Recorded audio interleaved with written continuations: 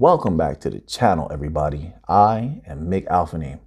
So we're going to begin here with this little article on zcrypto.com, and it's titled High Hopes for XRP as Resolution of Key SEC versus Ripple Case Expected Any Time Now. It begins as such. XRP prices leapt today as investors grew hopeful the Ripple versus SEC lawsuit will likely conclude in the next coming weeks. This means we could finally see the light at the end of the litigation tunnel. I'm all for it. I'm ready. Most importantly, the chances of the case ending in Ripple's favor are looking better each day. We've been saying that for almost a year now. We've had so many people tell us, no, it's not. And now you're seeing article after article saying everything's looking good. Now, there's no guarantees, of course, but as of now, everything has been going well. Let's continue to read on here. Ripple lawsuit set to conclude soon. Ripple's long-running dispute with the U.S. Securities and Exchange Commission could be finalized within weeks. This positiveness comes after U.S. District Judge Annalisa Torres issued a much-awaited ruling on the parties' motions to preclude expert testimony in the lawsuit. The decision was welcomed with open arms by the XRP Army. One XRP devotee, going by the online moniker Lurzit, on Twitter astutely stated that, quote, a close win for Ripple on a purely mathematical basis. So then they go on to ask John Deaton about the timeline, and then he says this here. Deaton noted with sunny optimism, quote, I seriously doubt that we see a significant delay from here. Could be tonight or in a couple of weeks. I can't wait. It's time. I can't wait. I mean, the potentiality here, I want to see what's going to happen. Don't you? Businesses waiting on the side. Central banks. Oh, they're sitting on announcements. Ripple, we get this victory. Drop some of those announcements. I can't wait. New corridors we can open. Payroll rolled out. We can dominate the states. We can take those trillions outright. I know we can. We have the corridors to do it. We're educating people. We're in the universities. We're beloved by governments. We're beloved by congressmen, senators of the various states and such. We can dominate outright. Stellar will go berserk. In my humble opinion. They should. They should. They'd be fools not to. Right now, those trillions are there for the taking. All it takes is a heart of fire. The deals are going to close. So many businesses are in a desperate situation right now. They need this just as much as we do. They'll hand us the money. The banks are in a bad state right now. They're seeking to congeal. They lack interoperability. They will hand us the money. I can't wait. I need to see this through. I need to see this to the end. That's just personally how I feel. I'm not asking you to feel the same way. Nope. I respect what your decisions are and how you feel. This is personally how I feel. I'm ready. So let's move on to this tweet here. This was retweeted by Stellar. They continue to expand. Now, this is what I was saying before. Let me read this first and then I'll elaborate. Stellar retweeted this from AirTM. And it goes as such. Direct money transfer between Payoneer, Latin America, and AirTM is now enabled. In this thread, we will tell you all the advantages of another great solution, another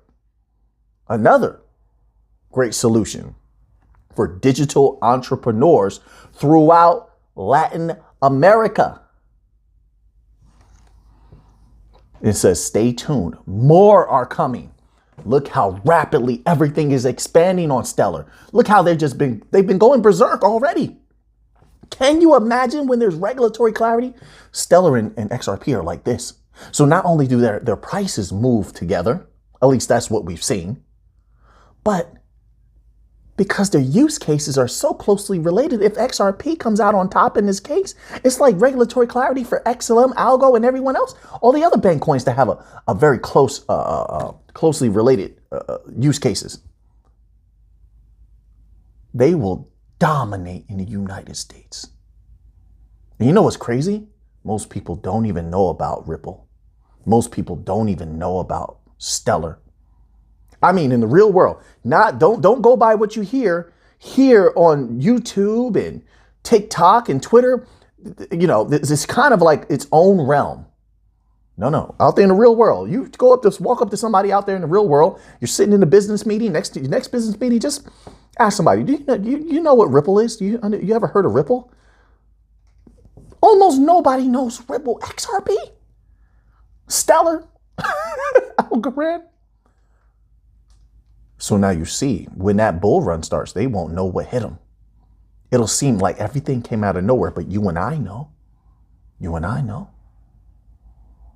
New 1%? Maybe. I don't know. Generational wealth? Maybe. A lot of riches for some people. It depends on how much of these protocol you hold, obviously. But circling back around. Look at how dominant they've been before victory in the case, before regulatory clarity. You don't think that would increase exponentially? Both XRP, the use of XRP and XLM? I think it's going to knock people right off their feet. I don't think most people see what's coming. They sort of believe. Powell warns Fed could get aggressive with rate hikes again. Didn't we call this months ago? Didn't I say that they may have to put their foot back on the gas, that they should have never taken it off in the first place, that they might have taken it off in a strategic effort to allow the people to see the prices going back up and beg for the prices to be brought down again, right? So that way, the Fed can now justify raising interest rates again. And now you see this happening. We called it. This is cause and effect, everyone. This is easy to spot. Let's scroll down here for a moment. Let's just scroll down here. Read this little tidbit here. Higher and faster, the Fed may not have tamed inflation just yet. No, of course they didn't. No, they didn't. Not just me. Every expert has been saying the same thing. When you look at the historical charts, it tells the tale. They haven't tamed inflation because it plateaued. What does that have to do with it coming down? No, when it has plateaued, it's gone back up. They know that. They're not dummies. This was a setup. And the media's in on it. The media, inflation has plateaued. I guess it's over. They play ignorant to push certain agendas. This was a setup. Anyway, let's read this little tidbit here. Federal Reserve Chair Jerome Powell announced today that the central bank was likely to raise federal interest rates higher than previously thought. We knew this. Previously thought, you knew you were going to do this. Come on now. You have advisors that are high paid. What are they getting paid for? They're getting paid to tell you exactly what I already knew because I did my own research. But they're doing it for a job, as a job. So I know they knew. Can't be so eloquent today. Quote, although inflation has been moderating, plateauing. Let's call it what it is. It was plateauing. You want to use other language so that the people are not keyed in to looking at those charts and seeing for themselves the pattern. There's a pattern in the charts. Moderating in recent months. The process of getting inflation back down to 2% has a long way to go. Just that sentence alone tells the people you're going to have to raise the rates a little bit to bring it down faster. It is likely to be bumpy. You don't say. People losing their jobs every single day in mass. I say it was a little bit more than bumpy, sir. Powell told the Senate Banking Committee, well, the latest economic data have come in stronger than expected, which suggests that the ultimate level of interest rates is likely to be higher than previously anticipated. If the totality of the data were to indicate that faster tightening is warranted, which it does, which it is, we will be prepared to increase the pace of rate hikes. Federal Reserve began hiking rates, or without that we know. It says markets only mildly reacted to the news.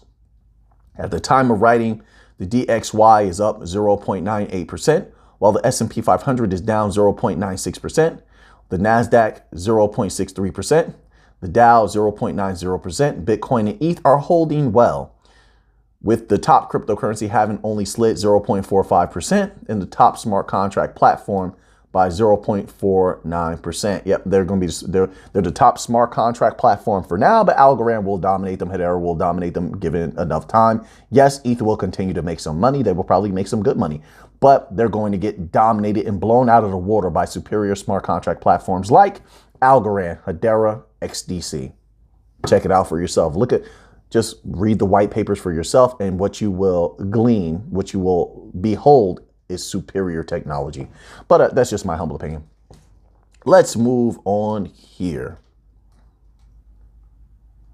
So, mass adoption and the pathway towards mass adoption continues to be rolled out.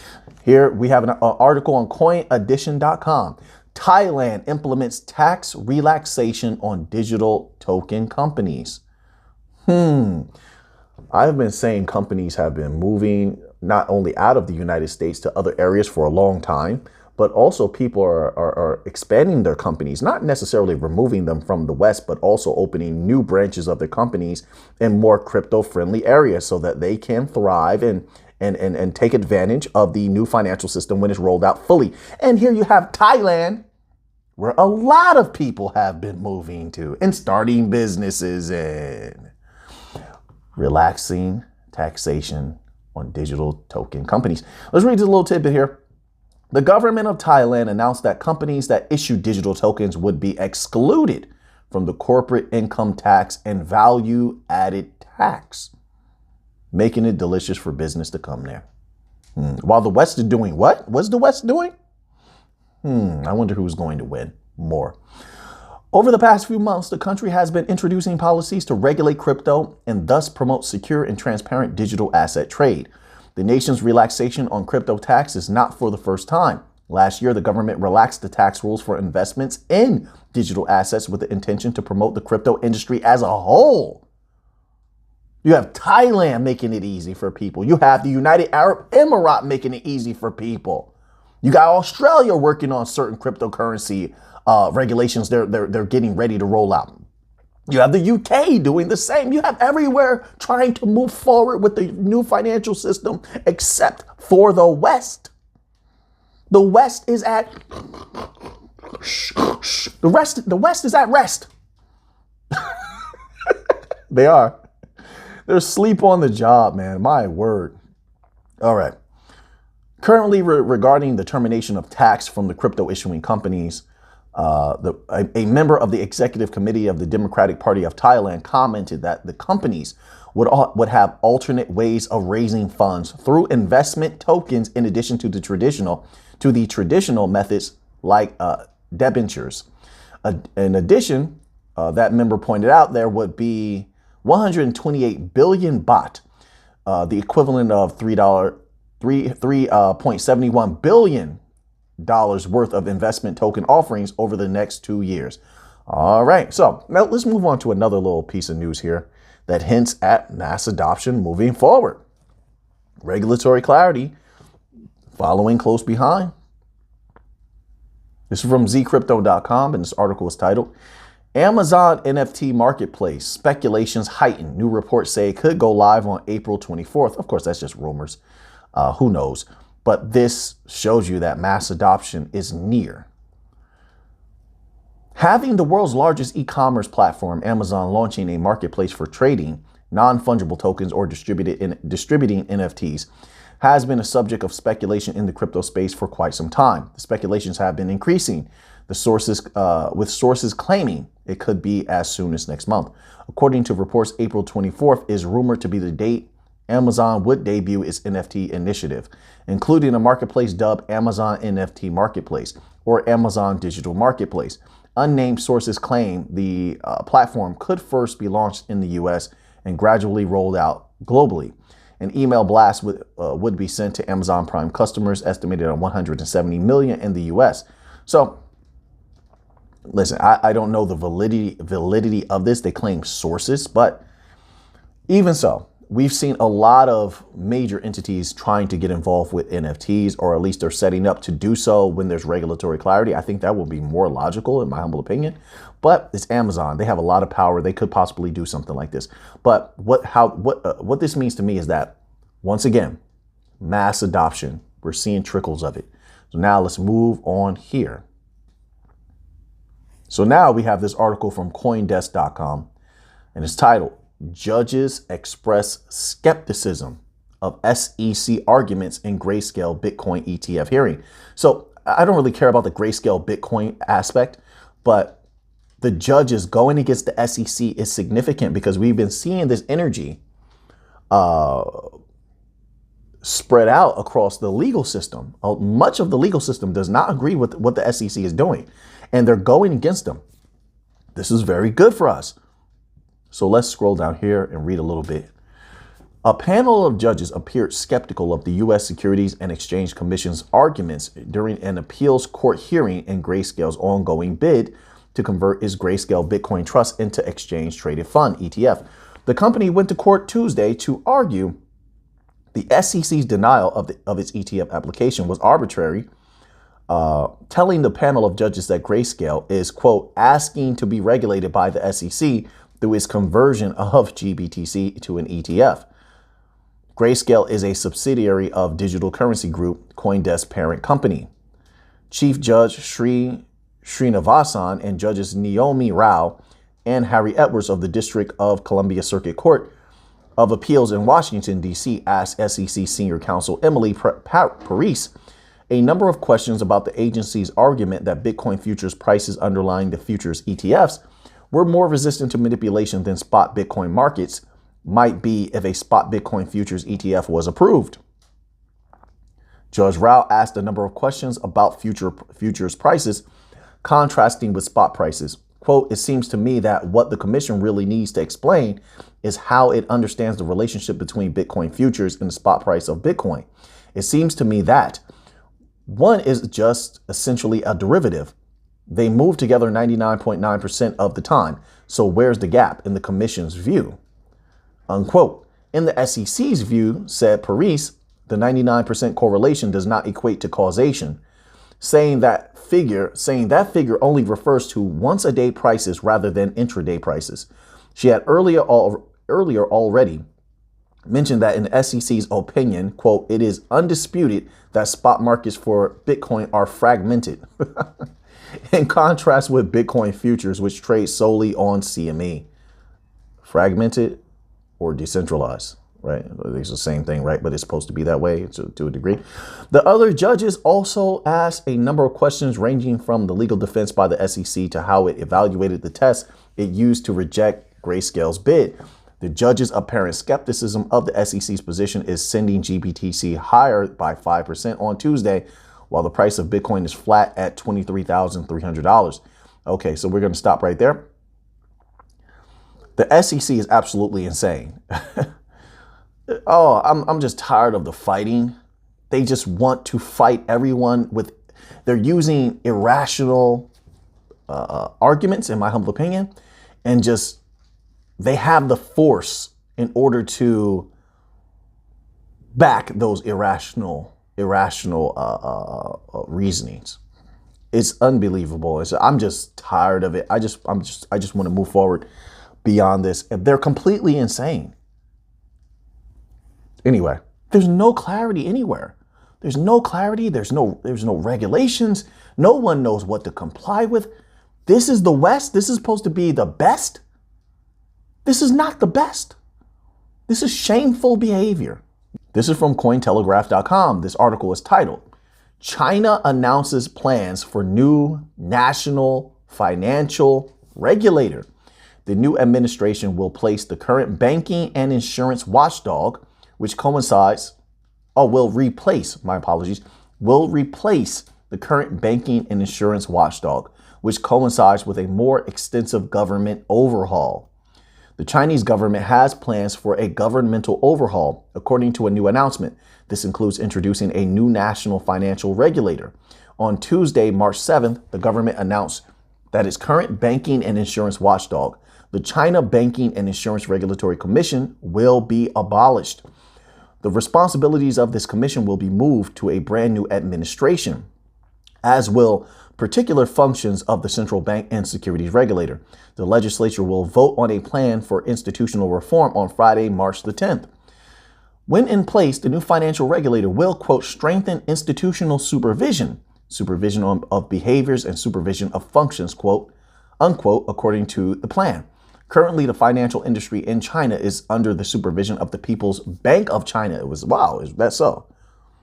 That's interesting. I see where there's an overhaul needed. The CBIRC mentioned above and the China Securities Regulatory Commission. This announcement follows a call for reforms for party and state institutions in China from the country's president, Xi Jinping. These reforms will also include a Bureau for Sharing and Developing Data Resources, which will partly replace the duties of the current Office of Central Cyberspace Affairs Commission.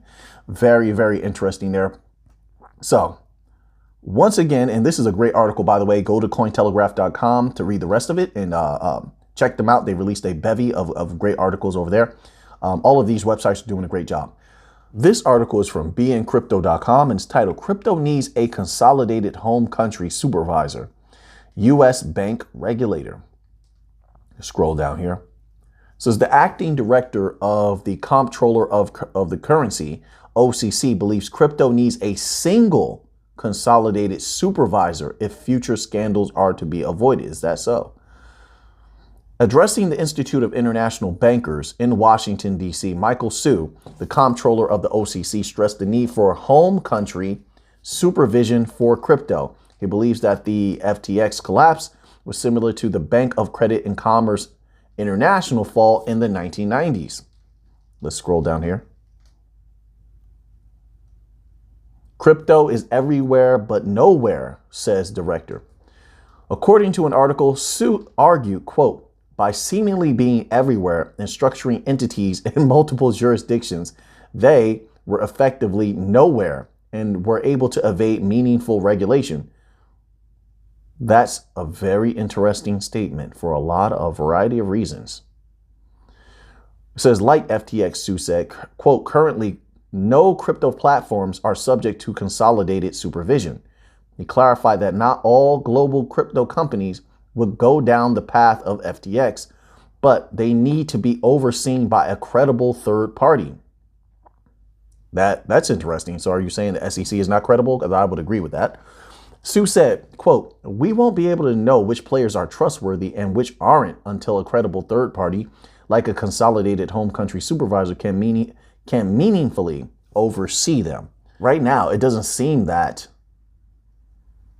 the United States has any idea what they're doing whatsoever. The SEC constantly is calling on Congress to take some sort of definitive action. Congress is calling on the SEC to take definitive action. The ball is just getting kicked back and forth, back and forth. Then there's corruptions that have been exposed. Certain people are taking monies under the table here and there, allegedly. I mean, there's so much going on. I mean, you had the guy get locked up. You know, I'm not going to mention his name, but then he had given illegal monies to allegedly over 300 politicians. Who were those politicians? They never say that, right? That guy is in jail, but none of them are in jail. So then how do you stop the same thing from occurring again? Right now, the United States is a mess. And I'm not saying other countries aren't a mess also. I don't know their standing, but I do know they're trying to move forward. That's what I know. They're trying to move forward. The United States is not moving forward. They're stuck in the mud. So we'll see how things go. I think the CFTC should guide crypto. That's how I feel. They've sat down with crypto. They have a great understanding of it. Seems like they have some respect also. They want the people to thrive and they just want to get rid of the bad actors. That's at least as of now, this is how it seems. This is what it seems. We'll see if they keep to their word. But I would prefer the CFTC. If the CFTC ran things, then I don't think that we need any new division or body governing or supervisory entity at all. I don't think so. You know, but that's just my humble opinion. So now that you have that information, what are you going to do with it? I know what I'm going to do with it. So until next time, let's get to the Monday.